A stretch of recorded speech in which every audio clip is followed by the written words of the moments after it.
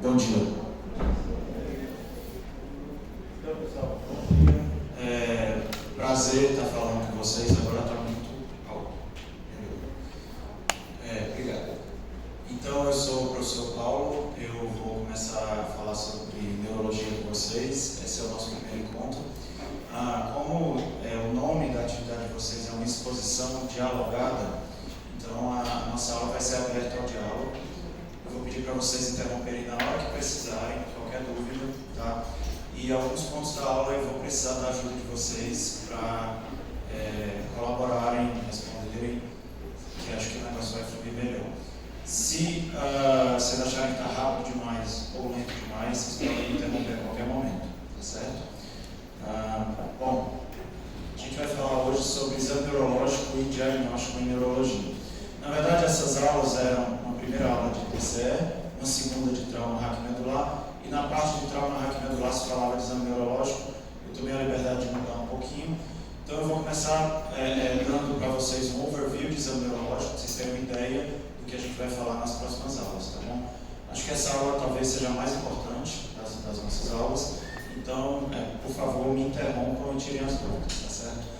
Um problema que a gente vê com muita frequência é algo que se chama neurofobia. Não sei se vocês já ouviram falar em neurofobia. A grande maioria dos estudantes de medicina não gosta e tem medo de neurologia, tá? E quando se pergunta por que isso acontece, geralmente é porque a neurologia é complexa. Mas o maior problema é que os neurologistas vendem ela de uma forma mais complexa do que ela é de verdade.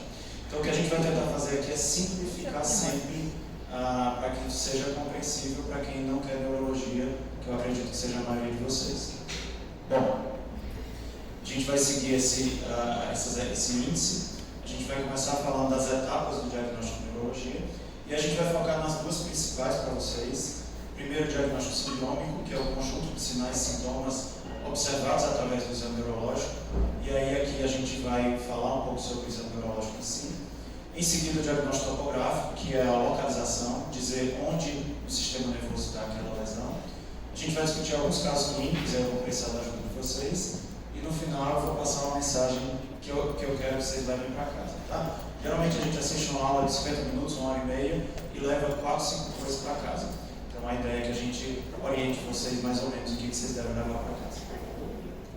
Bom, começando o diagnóstico de neurologia, o ponto mais importante na neurologia é que o raciocínio deve ser feito em etapas. Então, quando o residente interno passa comigo nas provas clínicas, a primeira coisa que eu falo para ele é assim, não quero ver ressonância antes de fazer o diagnóstico sindrômico, topográfico e etiológico. Quando o paciente chega para se consultar comigo, a primeira coisa que eu faço é pegar todos os exames que ele me entrega e guardar num cantinho para que ele não fique enfiando a ressonância na minha cara. Vocês vão ver quando vocês estiverem trabalhando que isso é muito frequente. Então, a gente deve sempre seguir a sequência diagnóstica que eu vou mostrar para vocês. E eu não sei se vocês já tiveram muita aula de clínica médica, mas na clínica médica, o bom professor, o bom residente é aquele que faz 50 diagnósticos diferenciais. Então, febre familiar, da picada, do inseto, de não sei aonde. Aqui não, na neurologia a gente vai sempre tentar sair da história com 2 ou 3 hipóteses principais e a gente vai tentar direcionar o nosso exame para essas hipóteses principais. Às vezes me perguntam, quanto dura um exame neurológico? Quanto o médico quiser e estiver disposto a fazer. É possível fazer em 5 horas, é possível fazer em 10 minutos ou até menos na emergência. Tá? E o diagnóstico de neurologia parece um pouquinho como Sherlock Holmes aborda os casos deles. Não sei se vocês já viram aquela série nova do Sherlock Holmes, que ele vai para meio que um palácio mental, onde ele visualiza as pistas e ele vai juntando as pistas para chegar no suspeito ou no culpado. No caso, o nosso suspeito é a doença que a gente quer diagnosticar.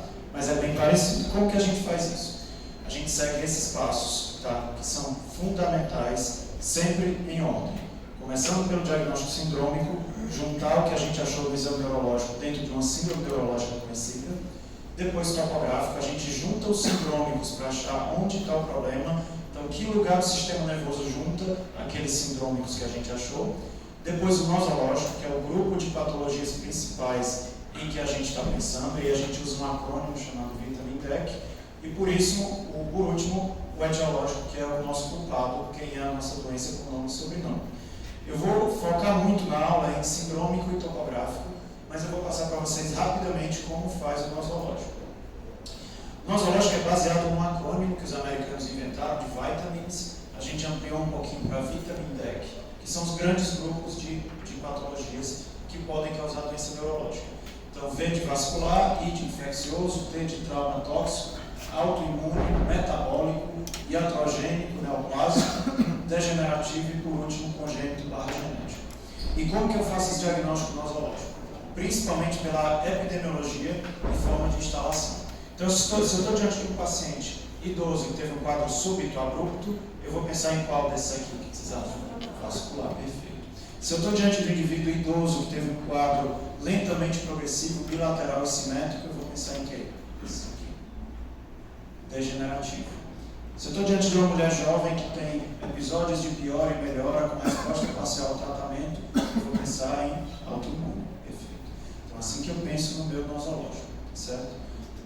Entrando no objetivo principal da aula, a gente vai focar bastante no diagnóstico sindrômico e a gente vai falar das principais síndromes neurológicas que vocês vão encontrar na prática. Começando pela síndrome motora, síndrome sensitiva, síndrome atáxica, síndrome autonômica, nervos cranianos, extrapiramidal e cognitiva. Então, a gente começa falando de síndrome motora porque é a mais comum e usualmente é a que mais ajuda no diagnóstico topográfico. Toda vez que eu estou diante de uma síndrome motora, eu preciso avaliar trofismo, força, tônus e reflexos. O que é trofismo? Lembrem do Schwarzenegger, tá? Trofismo é o volume da massa muscular do paciente. Então, quando eu estou falando em trofismo, a primeira coisa que eu tenho que lembrar com essa foto é que eu tenho que mandar o paciente tirar a camisa. Eu tenho que expor o paciente para ver se ele tem alguma atrofia focal, difusa e a distribuição da atrofia pode me ajudar a dizer onde está a lesão desse paciente, certo? Em seguida, força, eu vou mostrar para vocês como a gente examina a força. Depois, tônus. O que é tônus? Tônus é o estado de contração do músculo quando é em repouso. Então, mesmo em repouso, o músculo tem alguma contração mínima, o pessoal está entrando vendo o Schwarzenegger, não deve estar entendendo nada. Isso é para falar um pouquinho de trofismo, tá? Quando em repouso. Como eu examino o tônus? Primeiro, visualmente. Eu olho para o paciente e eu vejo se ele está numa postura ereta ou se ele está mais flácido. Segundo e mais importante, movimento passivo da articulação. Cuidado, desarma aí, senão não explode. Então, eu movimento a articulação do paciente passivamente e eu vou ver se existe alguma resistência a esse movimento. Se existir uma resistência, isso vai ser uma hipertonia, que eu divido em rigidez ou espasticidade. Se a resistência for diminuída, por exemplo, eu balanço o braço e a mão balança bastante, eu vou imaginar que inferir que esse paciente está flácido. Então é uma hipotonia. Tá? E por último, reflexos, são os reflexos profundos ou osteotendinosos, que eu vou mostrar para vocês também como que a gente obtém. Passando para a força, normalmente eu testo força por confrontação. O que é o exame de confrontação? Nada mais é do que a minha força contra a do paciente. Tá? Então eu estou mostrando aqui o músculo que a gente examina com mais frequência no membro superior, que é o bíceps braquial. Vocês estão vendo a contração do músculo. Vocês estão vendo que o examinador está fazendo uma resistência e a partir do máximo de força que o paciente consegue fazer contra a resistência, eu vou graduar essa força.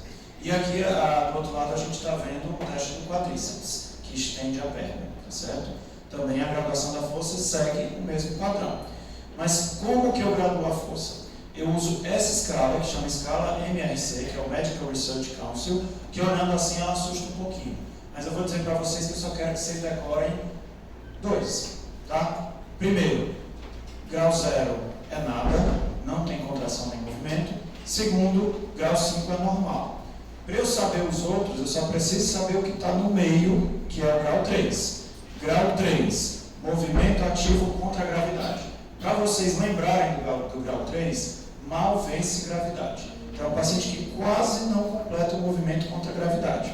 E se eu sei o 0, o 5 e o 3, eu sei o resto. O que é o 4? Está entre o 3 e o 5. O paciente vence gravidade e alguma resistência, mas a força não é normal. O que é força normal? É força normal para aquele paciente. Então, por exemplo, se eu examinar o Schwarzenegger, pode ser que ele me vença e eu não consigo garantir que a força dele está normal, porque ele é o Schwarzenegger.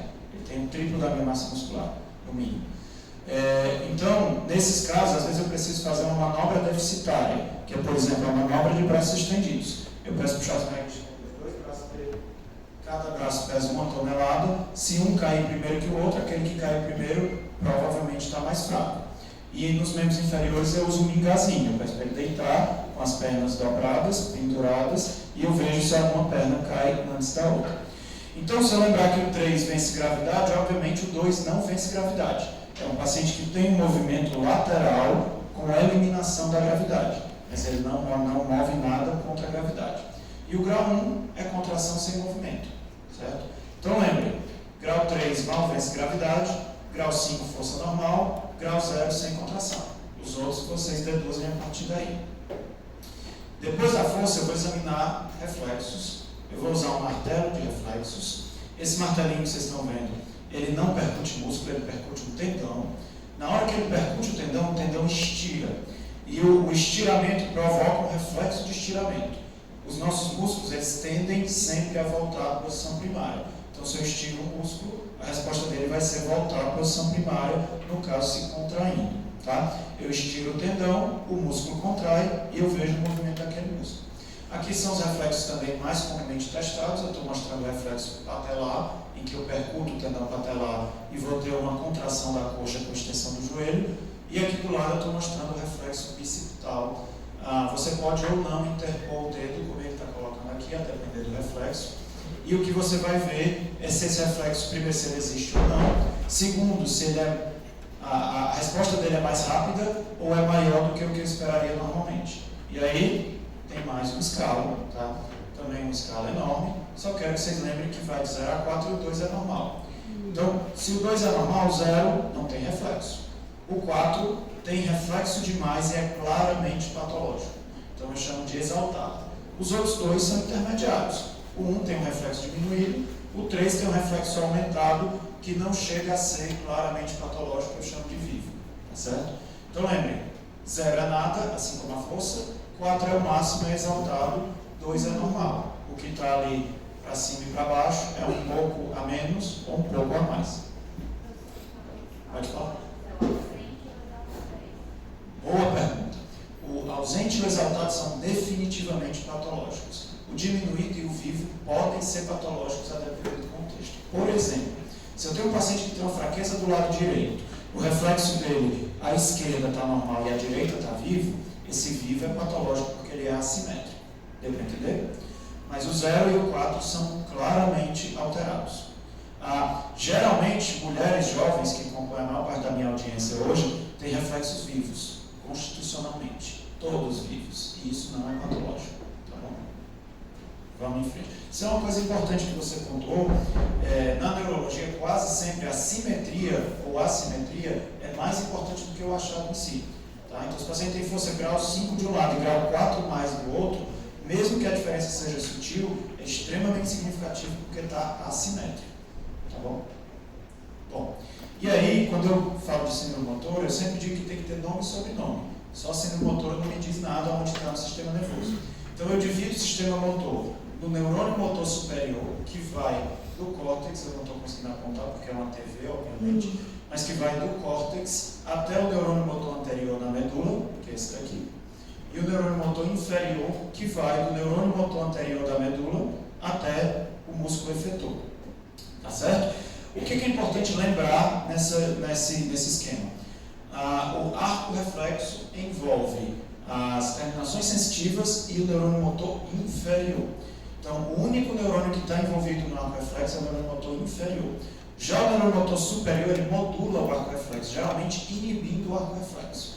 É daí que vocês vão ver todas as características das síndromes. Neurônio motor inferior, perdi o arco reflexo. Neurônio motor superior, aumentei o arco reflexo. Certo? Então, quando eu falo uma síndrome do neurônio motor inferior, aqui é o primo do Schwarzenegger, o primo mais velho do Schwarzenegger, vocês estão vendo que ele tem bastante atrofia, tá? Parando com o Schwarzenegger. Então, isso depende do neurônio motor inferior. E ele tem uma diminuição de tudo que depende do arco reflexo. Ele vai ter uma hiporreflexia ou arreflexia, pode ter fasciculação, que é uma denervação do músculo, fibras musculares contraindo sozinha, e a distribuição geralmente vai ser uma distribuição periférica, ou distal, ou proximal, ou seguindo nervo ou raiz. Por outro lado, no neurônio motor superior é o contrário. O meu arco reflexo está preservado e, além de preservado, ele está desinibido. Tomou umas cachaças, ficou desinibido. Tá? Então, ele tudo que depende do meu arco reflexo vai estar aumentado. Como é que está o reflexo do neuromotor superior? Aumentado, muito bem. Como é que está o tônus do neuromotor superior? Aumentado, muito bem. Como é que estão os reflexos patológicos como o famoso sinal de Babinski? Presentes, que eles estão ausentes no indivíduo normal. Pode ter clônus, eu não sei se vocês já viram clônus, você pega o pé do paciente e você faz uma dorsiflexão forçada e mantida e o paciente fica batendo o pé. Tá? Isso é um sinal de hiperreflexia também. E a minha distribuição geralmente vai ser uma distribuição central. Eu não sei se vocês já viram alguém com sequela de AVC, eu estou mostrando aqui para vocês bem típico. Mas assim, quase qualquer... você vai numa praça, você vê alguém com essa postura da mão, que chama postura de Wernicke-Mann, que significa espasticidade, aumento do tônus por uma liberação do arco reflexo, lesão do neuromotor superior. E a distribuição central é essa, ou um nível motor, com uma paraparesia, que é a fraqueza das pernas, ou uma tetraparesia, que é a fraqueza dos 4 membros, ou um quadro de mediado, como a gente está vendo no meio, tá certo? Toda vez que eu tiver uma fraqueza de mediada de um lado só, isso muito provavelmente é neuromotor superior. Passando para a síndrome sensitiva, a gente divide grosseiramente a sensibilidade em superficial e profunda. Superficial sendo o tato, dor e temperatura, e profunda posição articular e vibração. A importância dessa divisão é que elas passam por estruturas anatômicas diferentes. Então, é sempre importante, quando eu disser que o paciente tem uma síndrome sensitiva, falar se é superficial, profunda ou ambas. E como que eu testo? Eu posso usar, como eu estou mostrando aqui para a sensibilidade superficial, um chumaço de algodão, eu posso usar até o meu dedo, eu posso usar um monofilamento. Vai depender do que você tem à disposição. Então, esse chumaço de algodão está testando sensibilidade tátil. Do outro lado, um alfinete testando sensibilidade dolorosa. Se vocês pegarem um texto de neurologia muito antigo, ele vai dizer que para o exame da dor ser eficaz, o paciente precisa sangrar um pouco. Hoje nós não fazemos isso, tá certo, gente? Imagina o paciente saindo do consultório cheio de marquinha de sangue. Não dá certo. Então, como é que eu faço o exame doloroso? Eu posso usar a pontinha do martelo. Hoje a maioria dos martelos tem um cabinho com a pontinha pontuda. Uma forma muito boa também é pegar um abaixador de língua, partir ele no meio, no maior diâmetro, e usar a pontinha que fica do abaixador de língua para testar a sensibilidade dolorosa. Certo? E a profunda, não sei se já fizeram isso, esse é o teste da artrestesia ou propriocepção consciente, que é a posição articular. Se vocês quiserem fazer um pequeno experimento para quebrar um pouquinho a atenção da aula, vocês podem fechar os olhos agora e perceber onde está cada dedo da mão de vocês e do pé de vocês. Acho que vocês conseguem perceber o que vocês estão segurando, como é que está a caneta. Isso é propriocepção. Então, nós temos receptores que dizem para a gente, mesmo de olho fechado, onde está cada parte do nosso corpo. Em algumas patologias, o indivíduo perde essa capacidade. E aí, o que eu faço? Eu coloco o dedo do indivíduo para cima e para baixo, ele olhando para o dedo, depois eu mando ele fechar o olho. E eu faço a mesma coisa 5 vezes, eu posso fazer isso no pé e na mão, e pergunto para ele se está para cima ou para baixo. O indivíduo que tem uma alteração na sensibilidade, ele erra. Ele não sabe se o dedo dele está para cima ou para baixo. E daí, quando ele vai fazer algum movimento, ele tem que olhar para a extremidade envolvida para saber onde ela está e atingir o alvo que ele quer. Depois vocês vão entender a importância disso. A síndrome sensitiva também pode ter uma distribuição central, então toda vez que eu vi o nível sensitivo, vocês estão vendo o nível sensitivo cervical em A e torácico em C, ou quando eu tenho uma alteração de sensibilidade imediata, como eu estou vendo em B, isso é central, tá certo? Ou periférica, o padrão mais comum, acho que vocês já ouviram falar, chama padrão em bota e luva, que é o padrão comprimento dependente, geralmente numa polineuropatia sensitiva, certo? Outra síndrome muito importante é a síndrome atáxica. Ataxia significa desequilíbrio, tá? E a ataxia se divide em 2 tipos principais. Ataxia cerebelar, que é um defeito de saída. Então, o cerebelo é um órgãozinho que capta informações da minha contração muscular atual, da minha posição articular e do que eu pretendo fazer com o meu corpo, junta tudo e gera como resultado um movimento fino, certo? Quando eu tenho um defeito no cerebelo, independente de qualquer entrada, o meu movimento vai ser errado e irregular. Daí eu tenho dismetria, eu erro o alvo. decomposição, o meu movimento se divide em vários movimentos irregulares, disdiadoxinesia, dificuldade de executar movimentos alternados. A minha marcha é uma marcha que talvez 20% de vocês já tenham experimentado em algum momento da vida, que chama marcha ebriosa, tá? Ou marcha do bêbado. Base muito alargada, oscilações sem lado preferencial. Qualquer indivíduo pode ter essa mesma marcha quando está bêbado, porque o álcool inibe as fibras de Purkinje do cerebelo e causa uma síndrome cerebral transitória. Por outro lado, eu tenho ataxia sensitiva. O que é ataxia sensitiva? É um defeito da propriocepção que eu falei para vocês. Ou seja, se eu fechar os olhos, eu não sei onde está nenhuma parte do meu corpo.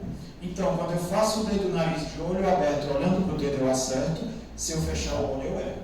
Dismetria, pior fechar os olhos. E só na ataxia sensitiva que eu tenho o sinal de Romberg. Então, gente, isso é fundamental. O sinal de Romberg não é um sinal cerebelar. O sinal de Romberg não é um sinal cerebelar. Não sei se vocês já viram os Simpsons, o Bart Simpson escrevia lá. Eu escreveria, o sinal de Romberg não é um sinal cerebelar. Porque tem livro de semiologia errado. Tá? Se ele pegar um livro de semiologia, ele vai dizer que é um sinal cerebelar. Na verdade, não é. Por que não é? Porque o sinal de Romberg é uma queda ou tendência à queda com a base estreita após fechar os olhos. Vocês estão vendo aí, a paciente de olho aberto, ela fica bem, tá? Ele vai pedir para ela fechar os olhos, ela não vai cair porque ela não tem Romberg. Mas só quando fecha os olhos que o indivíduo cai ou tende a cair. Por quê? Porque se o indivíduo está de olhos abertos, a visão compensa a propriocepção. Ele está vendo o chão, ele está vendo o pé dele, ele consegue se equilibrar. Na hora que ele fecha o olho, ele perdeu a compensação da visão. Se ele não tem propriocepção, ele cai. Se ela tivesse um problema cerebelar, ela nem ficaria de base estreita de olhos abertos. Então, quando você tenta colocar o paciente na posição do Romberg de olho aberto e ele não fica, isso não é sinal de Romberg.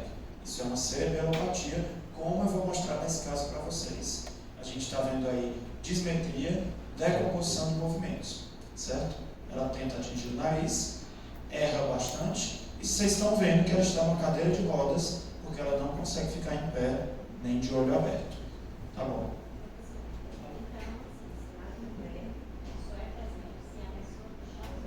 Isso. Primeiro base estreita, depois fecha os olhos. Se ela cair ou tender a cair, se tiver que segurar ela, sinal de Romberg. Não é Romberg. E aí é cerebelar, tá? Porque o Romberg não é cerebelar. Na hora, tu já viu alguém bêbado? Já andando? Vou imitar, tá? É mais ou menos assim. Base bem aberta, os pés bem afastados, oscila para ambos os lados e cai sem lado preferencial. E o defeito é cerebelar. Vocês estão vendo aqui, continua aqui, desculpa, eu não consegui botar só a segunda parte, mas vocês vão ver depois que ela está tentando esfregar o calcanhar pela crista tibial. E ela erra feio, tá? Ela fica saindo da crista tibial. E essa incapacidade de coordenar os movimentos durante a marcha leva a marcha ebriosa ou marcha atáxica cerebelar. A mesma coisa. Posso passar? Bom, uma síndrome que a gente geralmente passa por cima, mas que é bem... é a síndrome autonômica, tá?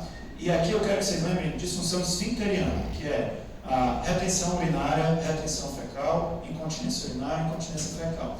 Por quê? Porque toda vez que o paciente chega com fraqueza nas pernas e não consegue segurar a urina, provavelmente isso é um acometimento medular. Pode acontecer disfunção esfincteriana em doença do sistema nervoso periférico. Quando acontece, geralmente é leve e autolimitada. Tá? Então, se isso for muito intenso, lembrem de medula. O resto, eu posso ter alteração de sudorese, hipotensão ortostática, mas nada disso me ajuda a localizar a lesão. O esfíncter me ajuda bastante a localizar a lesão. Outra síndrome importante é a síndrome de nervos cranianos. Eu vou já dar uma quebrada para vocês descansarem um pouquinho. Mas a síndrome de nervos cranianos ela tem extremo valor localizatório, principalmente para lesões de tronco cerebral, em que eu vou mostrar para vocês. Se vocês me disserem o número do nervo que está acometido, eu já digo onde está a lesão. E aí, geralmente, se a alteração é de padrão periférico, ela vai ser ipsilateral a lesão. Se ela é de padrão central, ela vai ser contralateral a lesão. Mas o que é padrão central e periférico? Eu não vou falar dos nervos cranianos um por um. Eu não sei se vocês conhecem esse cara, ele é mais ou menos famoso. E esse cara teve uma paralisia facial, tá? E ele postou um monte de foto deles com paralisia facial. Isso é bem interessante. Então vocês estão vendo aqui que do lado direito ele está tentando sorrir, o lado direito da face dele praticamente não tem contração. Se vocês olharem com cuidado, vocês vão ver que o olho dele está mais aberto à direita também. Tá? Como ele não está contraindo a testa, não dá para falar de testa muito. Mas aí, quando esse cara tenta fechar os olhos, ele faz isso. Isso se chama sinal de Bell. Sinal de Bell não é igual à paralisia de Bell, mas acontece na paralisia de Bell. O sinal de Bell é um desvio para cima do olho, da córnea no caso, quando o paciente com paralisia facial tenta fechar o olho. Por quê? Porque toda vez que a gente fecha o olho desvia um pouquinho para cima. A gente não vê isso porque o olho está fechado, obviamente. Quando o paciente tem uma paralisia facial, ele força o olho para fechar, isso aumenta esse impulso de levantar o globo ocular. Então você tem esse sinal chamado sinal de Bell, e a importância dele é que ele só acontece em paralisia facial periférica. Ele não costuma acontecer em paralisia facial central. E aí eu mostro para vocês a diferença de uma paralisia facial central para uma periférica. Essa senhora tem uma paralisia facial central, vocês estão vendo que os olhos dela estão mais ou menos simétricos, a testa está simétrica, mas a boca está absolutamente assimétrica, certo? Caída à esquerda, desviada para a direita. Então isso é uma paralisia facial central à esquerda. Do outro lado, esse senhor, vocês estão vendo que ele tem uma assimetria no enrugamento da testa, ele não levanta a sobrancelha direita e ele tem o olho direito muito mais aberto do que o esquerdo, além de ter acometimento da face. Então, parece paradoxal. A paralisia facial periférica é completa e a central é incompleta. Por que isso acontece? Porque as fibras corticais que inervam a testa são bilaterais e as que inervam a boca são unilaterais. Então, como elas são bilaterais, se eu lesionar o córtex de um lado, o do outro lado compensa a testa e a testa fica ok. Por outro lado, se eu lesionar o nervo, eu perdi tudo. Não tem por onde vir fibra para a testa. E aí eu perco tudo. Então, a paralisia facial periférica pega toda a hemiface e a central pega metade a 2/3 inferiores. Tá?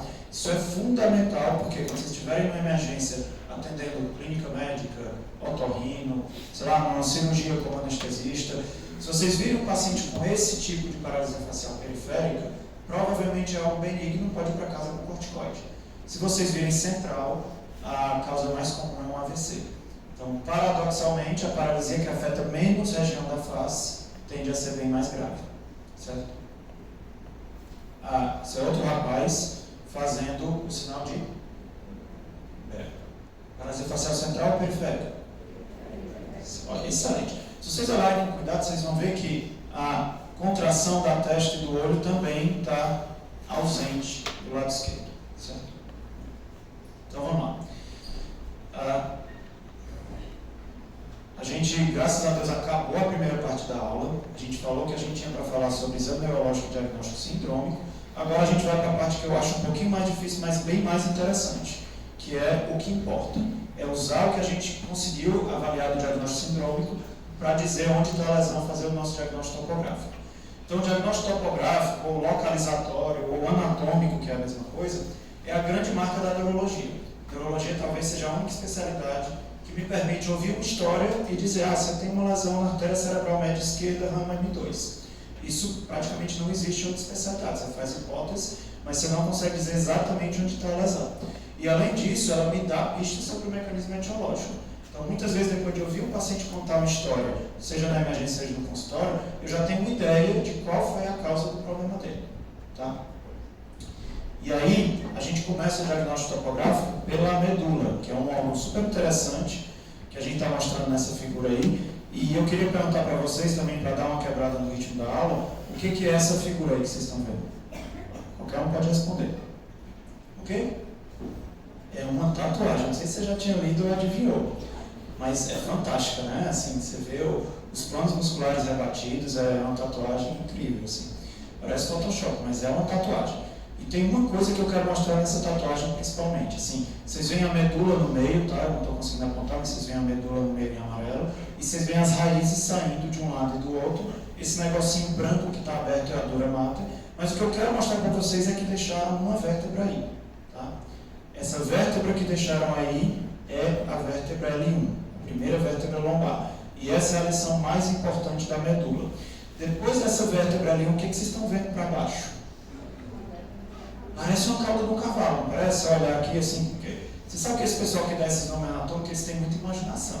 Mas se vocês olharem com carinho, até parece mesmo uma cauda de um cavalo. Então isso é a cauda equina. E o que eu quero dizer com isso? Quer dizer com isso que não existe medula na coluna lombar. O que existe é cauda equina. O finalzinho da medula, o cone medular, geralmente acaba entre T12 e L1.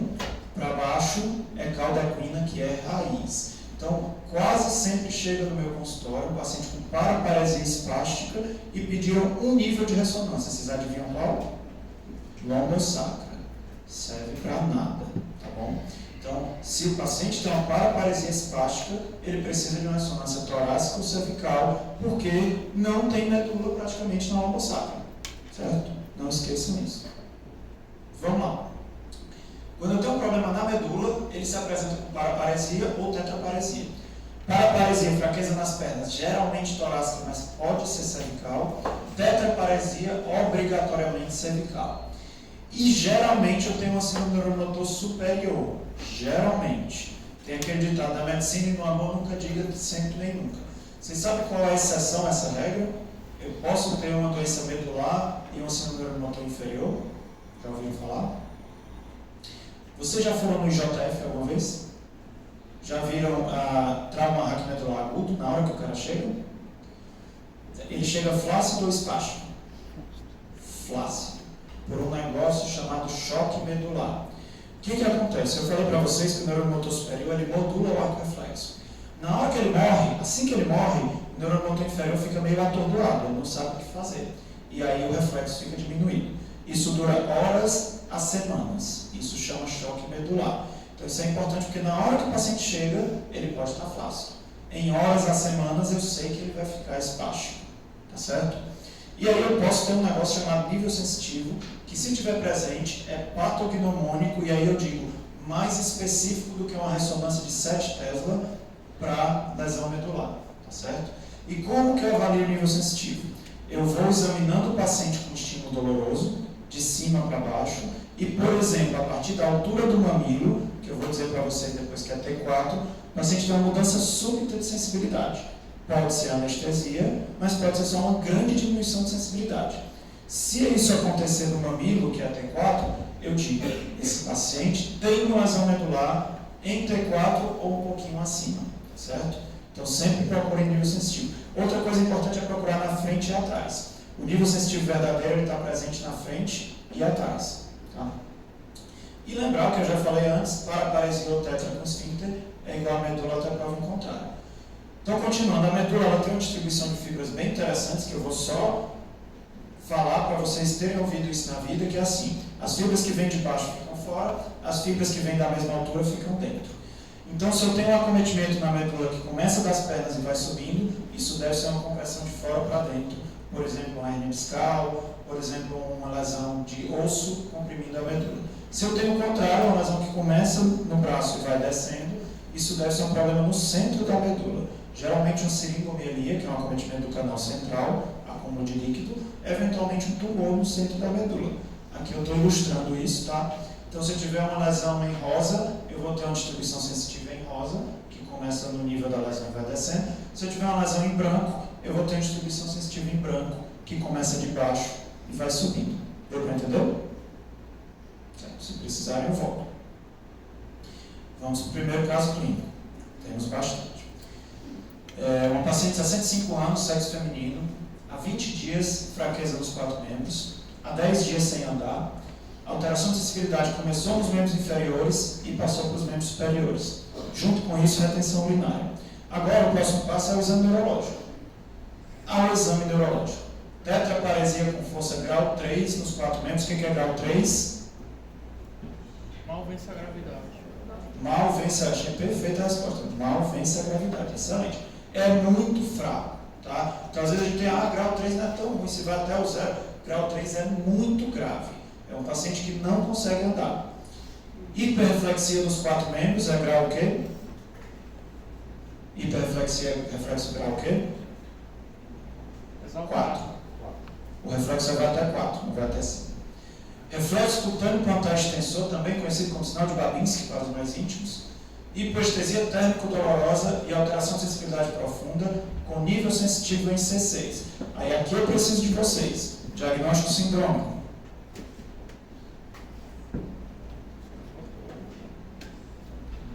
Vocês sabem? Tenho certeza. Podem falar qualquer síndrome daquelas que eu mostrei lá para vocês. Qual que tem aqui?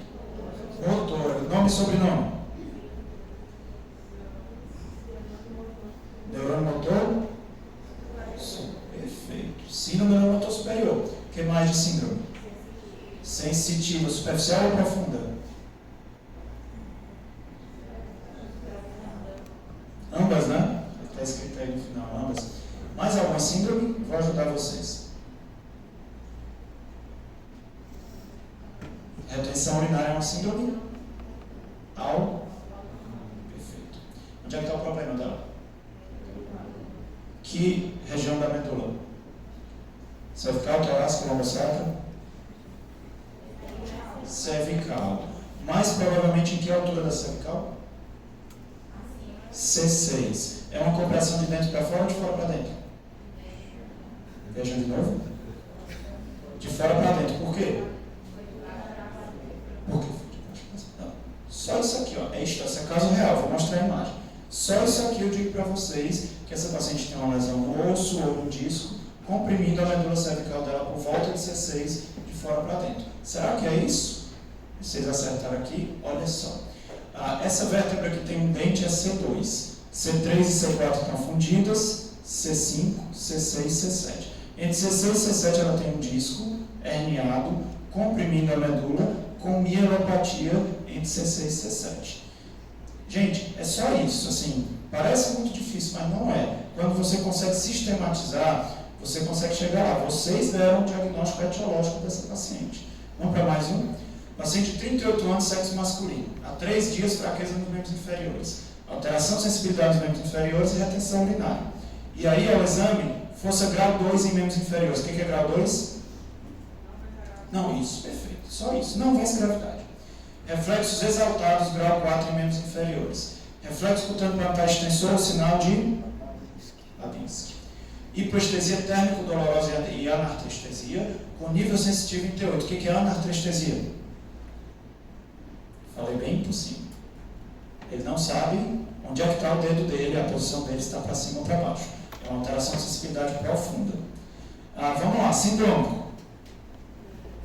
Motora de que tipo? Motora de que tipo?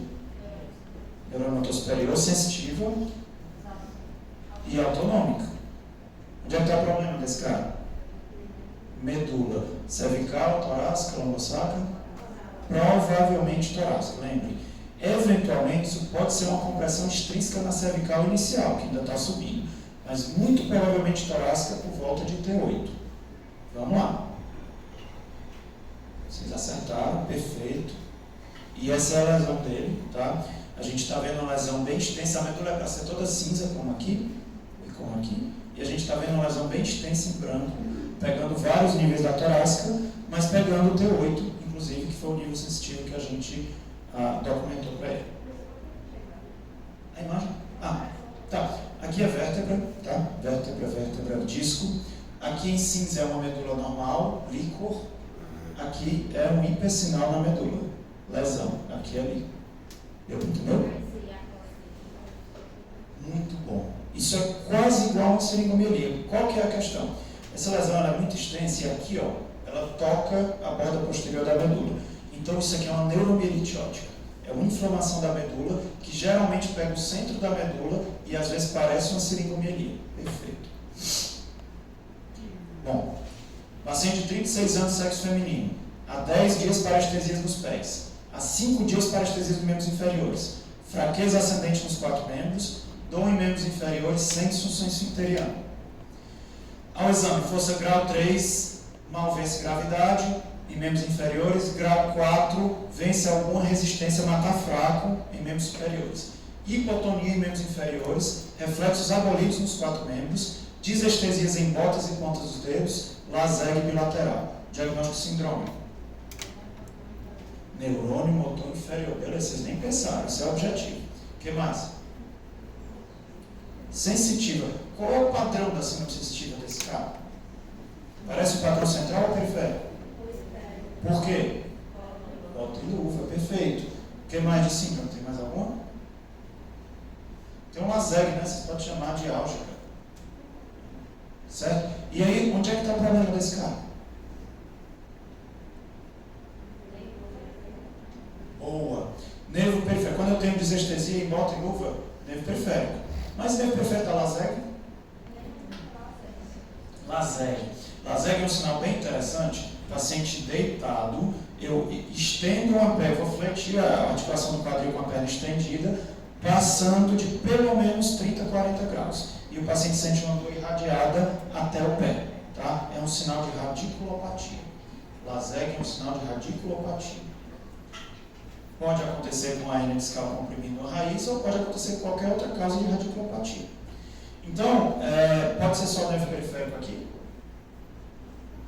porque tem LASEG. E outra coisa que tem assim, ó, esse cara não está andando, ele tem muita fraqueza proximal. Como eu falei para vocês, o padrão de nervo periférico geralmente é distal. Vocês falaram de bota e luva, o motor também é distal. Então, às vezes, pode ter mais de um diagnóstico e esse cara tem dois. Quais são os dois? Caramba, você foi direto para a etiológica. É isso mesmo, Guillain-Barré.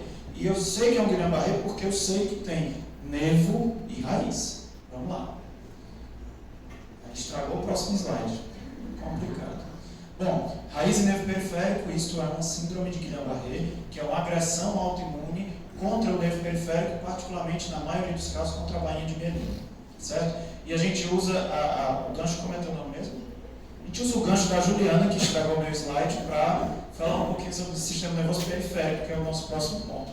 Então, essa coisinha que vocês estão vendo aqui se chama unidade motora. Uma unidade motora é o conjunto de um neurônio motor e todas as fibras inervadas por ele. Então, ela começa no cordo anterior, ponto anterior da medula, que é onde nasce esse neurônio motor. Esse axônio passa pela raiz, plexo, nervo. Ele se junta na junção neuromuscular, não sei se vocês lembram, que é onde libera acetilcolina na placa, a acetilcolina despolariza o músculo, entra cálcio no músculo, o músculo contrai, e finalmente as fibras musculares envolvidas por esse neurônio. Qualquer lesão em qualquer ponto aqui vai me dar uma síndrome do neurônio motor inferior. E aí, sempre que eu tenho síndrome do neurônio motor inferior, eu tenho que avaliar se tem um déficit sensitivo, porque ele me ajuda muito. Se eu tenho síndrome do neurônio motor inferior com a bota em luva, provavelmente é uma neuropatia periférica. Eu tenho que ver se a minha distribuição motora me ajuda ou não. Ela pode ser uma distribuição em miótomo. O que é um miótomo? É um dermátomo do músculo. Vocês já devem ter visto um mapa de dermátomo, eu vou mostrar para vocês na próxima aula. O miótomo é os músculos inervados por cada raiz. Por exemplo, o deltoide é inervado por C5, o bíceps é inervado por C7, por C6, perdão, o tríceps por C7 e por aí vai. Eu posso ter um padrão de nervo periférico, punho caído no nervo radial, paralisia do sábado à noite. Já ouviram falar? Paralisia do sábado à noite? Em inglês se chama bridegroom palsy. O que é bridegroom? Noivo. Por que se chama bridegroom palsy? Porque a noiva dorme no cotovelo do noivo e o noivo acorda com o punho caído. Tá? Então, se tiver esse padrão, eu já sei que é um nervo radial. Se for um padrão proximal, pegando só as cinturas, isso sugere miopatia. Porque a maioria das miopatias são proximais, bilaterais simétricas e não seguem nenhum padrão de nervo nem de raiz. Tá? Quando eu tenho uma doença do nervo periférico, que é a causa mais comum de neurônio motor inferior, a fraqueza é maior do que a atrofia. Então, o paciente geralmente não está tão atrófico que está bem fraco. Eu posso ter fasciculação, mas muito pouquinha. Se tiver muita fasciculação, é ela, doença do neurônio motor. Tá? Só uma dica para vocês. Sintomas são predominantemente distais. Se tiver uma neuropatia com sintoma proximal, como a Juliana acertou muito bem, sugere raiz, aí você pensa em Guillain-Barré. Geralmente, mas pode ser só. Ou pode ser só motor. E eu tenho múltiplos padrões de distribuição, como eu mostrei, só quero que vocês saibam um. Eu não sei se vocês viram que isso é um padrão recorrente na aula, eu mostro um monte de coisa, mas digo, eu só quero que vocês saibam isso. Tá? Que é o padrão em bota e luva que todos vocês acho que já dominam. Lembrar que existe a doença da junção neuromuscular, padrão é a miastenia graves, em que eu tenho pouco ou nenhuma atrofia, eu tenho fatigabilidade. Aí eu pergunto, será que alguém consegue me definir fatigabilidade? Difícil, bem mais difícil do que parece. Eu pergunto para residente de neurologia e eles muitas vezes não sabem definir. Alguém se arrisca? Vou fazer outra pergunta. Fatigabilidade é fadiga? Sim ou não? Não, qual a diferença? Como é teu nome? Vivian. Desculpa, minha brincadeira. Então a diferença é assim, fadiga, quando eu jogo bola eu fico com a perna cansada. Mas se eu, depois de 1 hora de jogar bola, se eu tentar chutar, eu consigo chutar. Fatigabilidade é perda de força com movimento repetitivo, não é cansaço, tá bom? E fatigabilidade é sugestiva de miastenia graves. Geralmente a miastenia graves acomete a motricidade ocular, como eu estou mostrando nesse paciente. Os reflexos são normais, não tem fasciculações e a minha distribuição é proximal. Na miastenia ela é crânio-caudal, começa nos olhos e vai descendo. E o músculo? Fasciculações. Fasciculações, o paciente sempre fala com a carne tremendo. Eu estou com a carne tremendo. São contrações de pequenas fibras musculares por denervação. Eu perco a modulação do axônio, o músculo começa a disparar sozinho. O músculo fica como um fio desencapado, dispara sozinho, tem uns movimentos, parecem uns vermes. Sabe fibrilação do coração? Parece fasciculação do músculo. Fica uns vermes se movendo, isso é visível. Você olha para o músculo e você vê um movimento na superfície do músculo. Bom, por último, músculo, como eu vinha dizendo, miopatia. Eu tenho uma atrofia variável, então numa fase aguda eu posso não ter tanta atrofia. Os reflexos são normais até uma fase mais tardia. Na fase mais tardia a miopatia vai alterar reflexo. A minha distribuição é proximal. Pode ter dor ou não, nem toda miopatia tem dor, só que não pode ter sintoma sensitivo, porque o músculo não sente. Tá? E aí, mais um casinho para a gente acabar essa parte. Mulher de 45 anos, fraqueza progressiva, dificuldade de subir escada há 2 meses, há 1 mês dificuldade de pentear os cabelos e levantar os braços.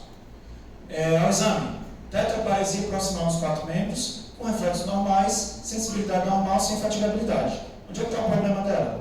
A gente já pula até o síndrome que é neurônio motor inferior. Onde é que está o problema dela? Muito bem, perfeito. Músculo. Aqui podia ser músculo ou miastenia, mas eu dei a dica para vocês. Não tem fatigabilidade. Então, quadro puramente motor. Eu lembro de ela, que é a doença do neurônio motor, tinha que ter fasciculação. Eu lembro de miastenia, tinha que ter fatigabilidade. Se não é nenhum dos dois, é puramente motor, pode ser uma miopatia. E no caso, que miopatia vocês acham que pode ser? Aí eu estou... Caramba, o pessoal é bom, viu? Então, vamos lá. E aí essa paciente tinha pápulas de Gottron e heliótropo. Pápulas de Gottron são essas lesões, tá? Nas interfalangianas e metacarpofalangianas. E heliótropo, acho que fica melhor de ver aqui, é essa hiperemia ao redor do olho, que são característicos da dermatomiosite, que é uma doença inflamatória do músculo, tá? Então é uma miopatia. E aí, gente, aqui a gente faz uma pausa estratégica. Se tivesse água, eu tomaria água, não tenho, vou só respirar fundo. Eu vou pedir para vocês tentarem me dizer o que é isso que eu estou mostrando para vocês. Na capela assistindo. Quem foi que desenhou? Pintou. Desenhou é fogo, hein? Desenhou é meu filho de 5 anos.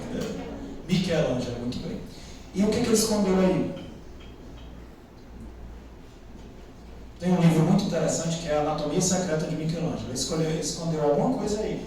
Lembrem que o Michelangelo desenhava muito bem. Se fosse meu filho desenhando isso aqui, eu ia dizer que ele desenhou errado a garganta. Mas o Michelangelo dissecava. Como é que ele ia desenhar uma garganta assim? Né? Vocês estão vendo que tem um tronco cerebral escondido nessa garganta?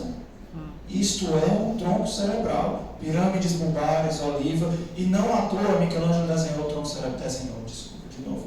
Pintou o tronco cerebral em uma figura de Deus segurando os céus.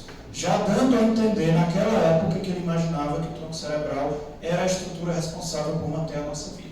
E o tronco cerebral é tão importante que teve uma discussão enorme de transplante agora por conta do Faustão, que inclusive foi reinternado, coitado, que o tronco cerebral hoje define para a gente o que é morte. Então, cada um de nós aqui vai estar morto quando o tronco cerebral parar de funcionar. Porque hoje a morte cerebral ou encefálica é a morte do tronco cerebral. Tá? Por isso que é tão importante a gente reconhecer se uma lesão está no tronco cerebral. Porque o tronco cerebral é uma estrutura minúscula que mantém a vida. E aí, quando que eu penso que uma lesão está no tronco cerebral? Toda vez que eu tenho uma síndrome de nervos cranianos ou um déficit cruzado, que está no rosto do lado e no corpo do outro lado. Se for um déficit cruzado motor, está na ponte. Se for um déficit cruzado sensitivo, está no bulbo. Eu vou jogar essa informação, depois eu vou explicar mais. Mas eu pergunto para vocês. Eu tenho síndrome de nervo craniano. A minha lesão está no tronco ou fora do tronco? Esse rapaz está perguntando aí. O que vocês acham? É mais comum estar fora do tronco do que no tronco. Por quê? A síndrome de nervo craniano mais comum é a do Justin Bieber, é a paralisia de Bell. E quando é que eu imagino que aquela síndrome de nervo craniano está no tronco? estuda em neurologia se tem algum outro sintoma de tronco, que é sinais de projeção. O que é sinal de projeção? Alteração de algum trato longo que cruza o tronco. Então, neurônio motor superior, alteração sensitiva, ataxia, com nervo craniano, isso está no tronco. Tá? Hemiparesia com o terceiro, tronco. Hemiataxia com o oitavo, tronco. Hipoestesia com o sétimo, tronco. Certo? Ou alteração de consciência. Se eu tenho um terceiro e eu estou em coma, muito provavelmente a minha lesão está no tronco ou afeta o tronco. Beleza? Essa regra é muito legal mesmo, porque é a regra dos preguiçosos. Eu me confesso um preguiçoso. Eu detesto estudar, assim, estudar, pegar livro, estudar e tal. Eu gosto de simplificar tudo que eu faço na vida. E essa regra simplifica todo o estudo do tronco cerebral. Chama regra dos 4. O que essa regra diz? Dos nervos cranianos do quinto ao oitavo estão na ponte, do nono para baixo estão no bulbo, acima do quinto, terceiro e quarto mesencéfalo, primeiro e segundo são prolongamentos do telencéfalo, não ajudam no diagnóstico topográfico. Então só preciso lembrar que do quinto ao oitavo estão na ponte. Certo? O que fica abaixo da ponte? Bulbo. O que fica acima da ponte? Terceiro e quarto mesencéfalo. Assim a gente consegue fazer uma brincadeira que eu digo um número e vocês me dizem onde é que está. Tá? Então eu vou dar um exemplo. Quinto, ponte. Sétimo, ponte. 11º bulbo. Agora é com vocês. 12º. Sexto. Sétimo. Terceiro. Nono. Nono é o limite. Bulbo. 11º. Décimo. 12º. Quinto. Sexto. Pronto. Se tornou medular, como a gente diz em neurologia. Vocês não precisam mais pensar para evocar essa informação. Lembrem da regra dos 4 que a gente vai usar nos casos clínicos. E aí tem a sub-regra dos 4, só para quem tiver mais curiosidade, que é assim, ó. Quando a gente tem um embrião, eu não sei se a embriologia é fogo, né? Mas na hora dessa, no embrião a gente tem a placa basal e a placa alar. Então no embrião, tudo que fica para baixo, que vai ficar para frente na gente é motor, e o que fica para trás é sensitivo. Isso existe no cérebro. O nosso lobo frontal é motor, o nosso lobo parietal é sensitivo. Mas o tronco, ele se abre atrás. Certo? Na embriologia, o quarto ventrículo ele se abre atrás. Então o que acontece? O que é posterior vai para a lateral e o que é anterior vai para a medial. Isso faz com que tudo que seja anteromedial seja motor e posterolateral seja sensitivo autonômico. Então, além disso, ainda posso... só um comentário importante. Medula em inglês quer dizer o quê? Medula aqui quer dizer o quê? Pergunta mais fácil de todas. Medula quer dizer o quê?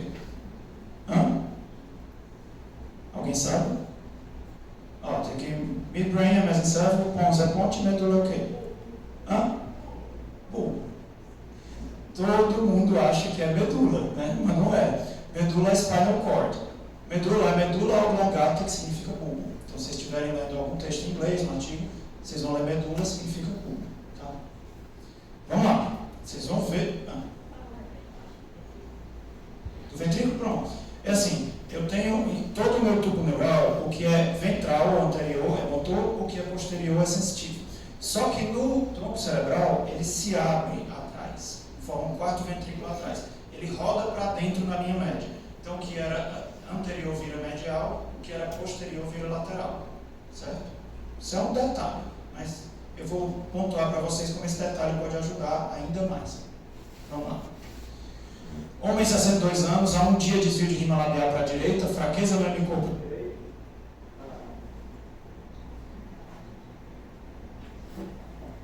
No início do quadro teve vertigem, eu vou segurar aqui só na pontinha. Ao exame, paresia facial periférica à esquerda, pega a testa ou não pega a testa? Pega a testa. Hemiparesia incompleta à direita. Reflexos vivos à direita com Babinski à direita. Sem alteração de linguagem ou função mental superior. Diagnóstico sindrômico. Síndrome do motor superior. O que mais? Síndrome de nervos cranianos. Pronto. Você não pode chamar de Bell só por um detalhe. Ele não tem uma síndrome do motor superior? Então não é um Bell. Um Bell, por definição, é só o facial. Certo? Então tá bom. Onde está a lesão desse cara? De fora para dentro. Sistema nervoso central ou periférico? Ele tem o nervo motor superior, central. O que mais? Que parte do seu nervo central? Medula, tronco ou cérebro? Tronco. Por quê? Nervo craniano, sinal de projeção. Regra dos 4, que parte do tronco. O facial é que nervo? Número. 7 está onde? Ponte. Massa. Ponte de que lado? Padrão periférico. Esquerda. Esquerda. Periférico e ipsilateral. É interessante, né? A gente está falando de padrão periférico com a lesão central. É porque essa lesão pega as fibras que saem do núcleo, tá? Então, apesar dela estar localizada central, ela dá um padrão periférico. E aí, isso aqui é uma síndrome, vocês acertaram, né? Um sétimo à esquerda e um neuromotor superior à direita. Diagnóstico topográfico, tronco cerebral. Por quê? Sétimo é ponte e síndrome motora cruzada eu tinha dito para vocês que era ponte também. Então, só usar a regra dos 4. Porque a esquerda, padrão periférico e ipsilateral. E a gente vê a lesão, ficou ruim de ver, gente, desculpa, mas... Então, na ponte à esquerda a gente está vendo essa lesão. Isso é um caso clássico da literatura. Está se pedindo para o paciente levantar os dois braços e sorrir. Vocês veem que ele não levanta o braço direito e ele tem um apagamento de rima labial à esquerda. Eu não quero que vocês saibam esse nome chama Milagro-Goulet e é uma síndrome clássica de ponte, tá? Pode ser uma AVC isquêmico ou hemorrágico na ponte. Se vocês passarem no pronto-socorro, vocês vão ver pacientes assim. Vocês viram que a regra dos 4 é o que ajuda vocês. Então, nervo craniano com sintoma de projeção, no caso da emparesia, é o tronco. Qual é o nervo? Sétimo ponte. Acabou. Homem, 73 anos, início súbito a 8 horas, vertigem, desequilíbrio, vômitos e soluços. Qual é o nosológico? Estou invertendo aqui. Qual é o nosológico? AVC. Alguém falou aí, vascular, início súbito. Perfeito. Disfagia e incapacidade de ficar de pé. Ao exame, toda essa confusão aqui. Queda do palato com nauseoso abolido à direita, hemiataxia direita, hipoestesia hemifácie direita, hemicorpo esquerdo, nistagmo para a esquerda invertendo direção, Horner à direita. Você já cansou, né? Você não sabe nem o que eu vou fazer com isso. Vamos tentar transformar em números. Tentar sempre ver assim, o que eu sei disso aqui para eu caminhar. Transforma em número esse primeiro, que é a queda do palato com nauseoso abolido. O que significa isso? Um lado, o palato está caído. Vocês sabem? 12. Alguém falou nono? É o nono e décimo, tá? Quem leva o palato é o nono e décimo. Então eu tenho o nono e décimo à direita. E eu tenho hemiataxia à direita. Onde é que está a minha lesão? Pode esquecer o resto. Onde é que está a minha lesão? Explica pro pessoal como é que tu chegou nessa conclusão brilhante. Não, brilhante mesmo, sem ironia. Porque é só isso, gente, ó. Nervo craniano, sintoma de projeção, transforma em número, usa a regra dos 4. Nono e décimo, bulbo. Bulbo de que lado?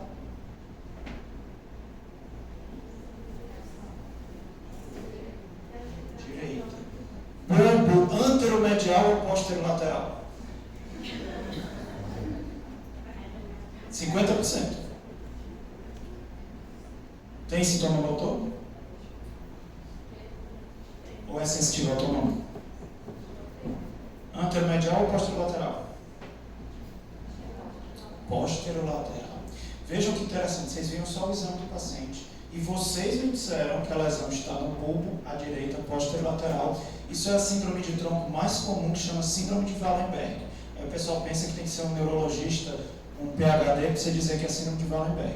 E aqui só mostra um corte do bulbo posterolateral, esse bulbo está invertido em relação à ressonância.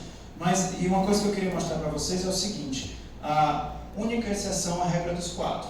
A dor e temperatura do quinto fica num núcleo que a gente chama núcleo do trato espinhal, que fica no bulbo. E é por isso que o déficit sensitivo cruzado está no bulbo e não na ponte. Então a única exceção é um quinto sensitivo para dor e temperatura, porque isso está no bulbo. Se eu tenho um déficit sensitivo cruzado, está no bulbo. Mas eu não precisei disso, porque eu usei a regra dos 4 com o número que eu sabia, e eu dei o diagnóstico corretamente. É a última parte. Se vocês tinham dúvida daquela imagem, eu pergunto se vocês têm dúvida que aí o Michelangelo escondeu a artéria carótida, a hipófise no pezinho do anjo, o corpo caloso no braço de Deus e mostrou Deus dando o sopro da vida a Adão através do lobo frontal. Já insinuando que naquela época ele imaginava que o lobo frontal controlava a nossa personalidade, raciocínio, etc. Tá? Então é incrível como o cara entendia anatomia E o cúmulo da ironia, ele colocou isso na capela que o Papa rezava, e na época quem proibia as dissecções era o Papa. Então ele colocou a prova do crime dele na cara do Papa, e foi descoberto milhares de anos depois, centenas. Finalizando, a topografia que eu falo por último, mas que talvez seja a mais comum, é o telencéfalo, tá? Que é o nosso cérebro propriamente dito. Por que ela é mais comum? Porque é a doença que mais mata no estado e a doença que vocês mais vão ver dando alteração de exame neurológico é AVC, e o AVC pega mais o telencéfalo.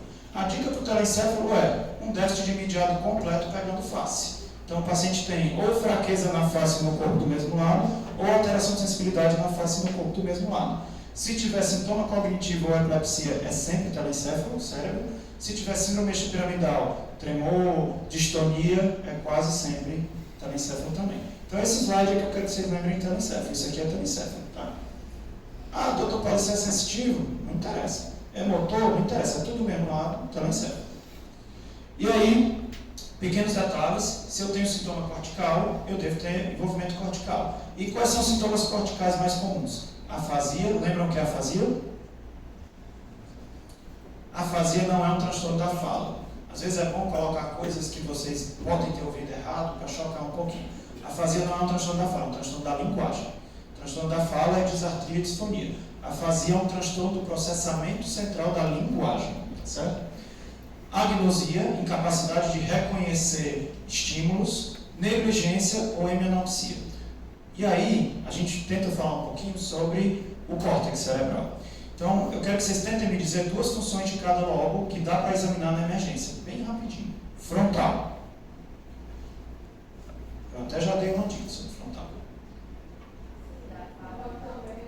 Hã?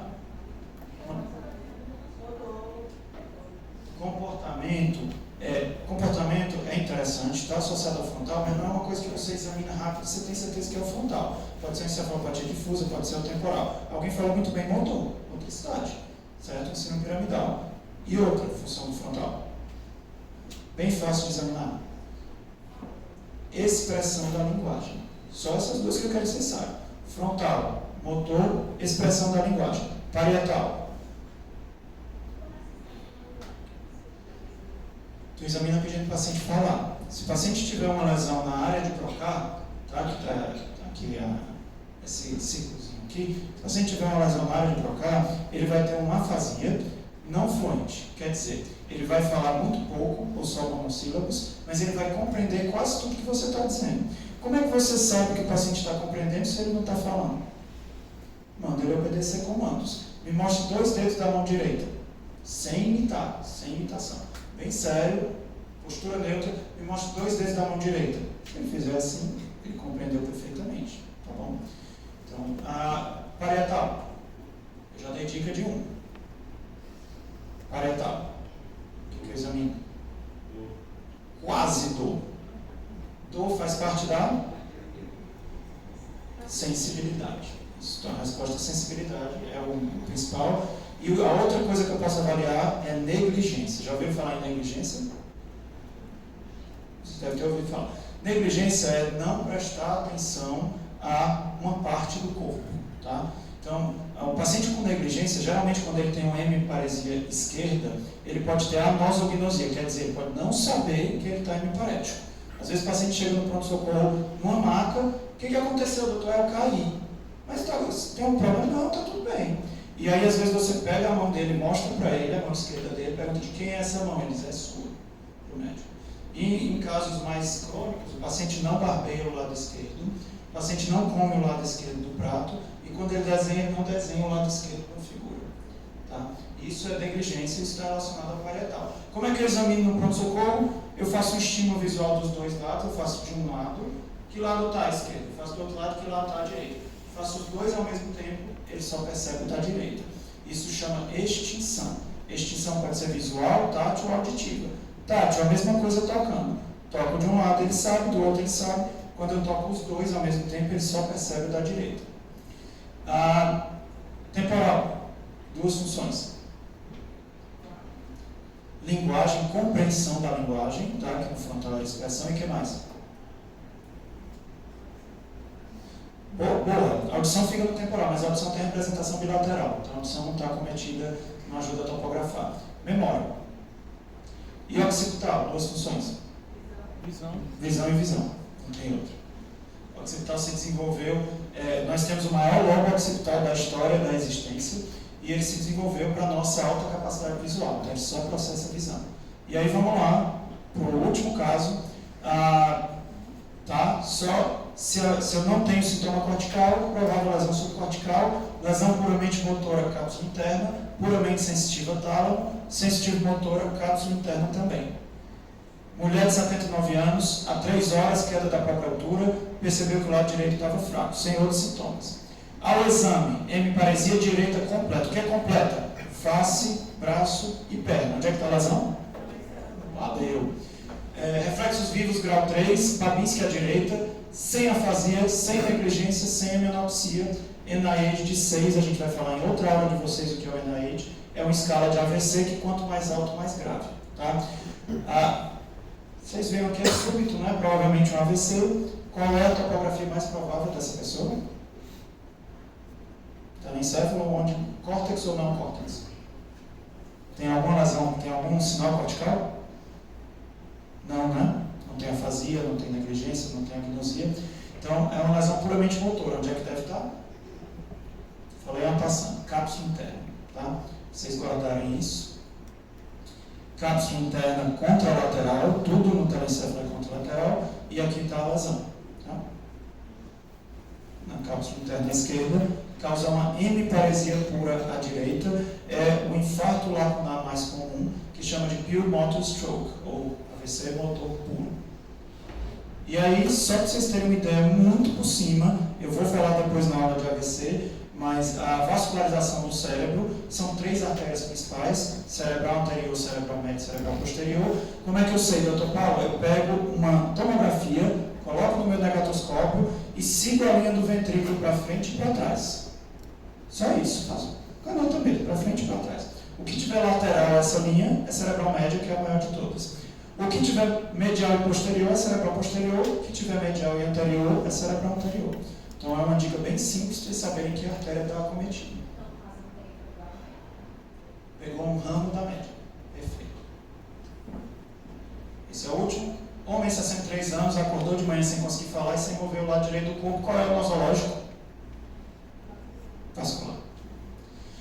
Ao exame, hemiparesia direita completa, reflexos vivos à direita, Babinski à direita, hemihipostesia completa à direita, afasia global, hemianopsia homônima à direita e NIH de 22. Qual é o topográfico?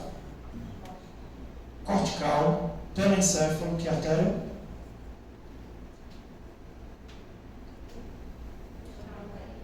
Tem muita coisa acometida?